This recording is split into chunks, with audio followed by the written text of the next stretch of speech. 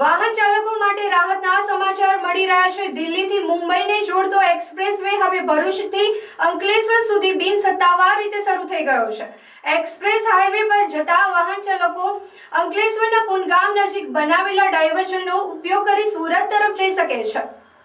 8 lane Delhi Mumbai express વેના આડેના અંતરાયો જેમ જેમ દૂર થઈ રહ્યા છે એમ કામમાં પ્રગતિ આવી રહી છે। આ પ્રોજેક્ટમાં 1380 કિલોમીટરમાંથી 413 કિલોમીટરનો ભાગ ગુજરાતમાં છે, જેમાં ભરૂચમાં પેકેજ 4 હેઠળ 13 કિલોમીટરના હિસ્સામાં અંકલેશ્વરના પુનગામ નજીક ખેડૂતોના પ્રશ્નોના કારણે એક્સપ્રેસ હાઈવેની કામગીરી અટકી પડી હતી। જો કે સમયાંતરે આ કામગીરી પૂર્ણ કરવામાં આવી છે, ત્યારે હવે ભરૂચ અંકલેશ્વર વચ્ચે એક્સપ્રેસ હાઈવેનો પોર્શન બિનસત્તાવાર રીતે શરૂ કરવામાં આવ્યો છે। ભરૂચથી સુરત તરફ જતા વાહન ચાલકો એક્સપ્રેસ હાઈવેનો ઉપયોગ કરી અંકલેશ્વરના પુનગામ સુધી આવી શકે છે।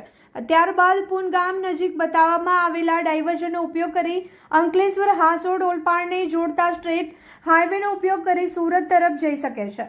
એ જ રીતે સુરતથી ભરૂચ તરફ જતા વાહનો પણ આ માર્ગનો ઉપયોગ કરી શકે છે। હવે અંકલેશ્વરથી સુરત સુધીનો એક્સપ્રેસ હાઈવે ડિસેમ્બર માસ સુધીમાં શરૂ થઈ જશે। તેની યુદ્ધના ધોરણે કામગીરી કરવામાં આવી રહી છે। આ માર્ગ શરૂ થવાથી ભરૂચ શહેરમાં સર્જાતી ટ્રાફિક સમસ્યાની પરિસ્થિતિ મહદઅંશે કાબૂમાં આવશે તેમ માનવામાં આવે છે।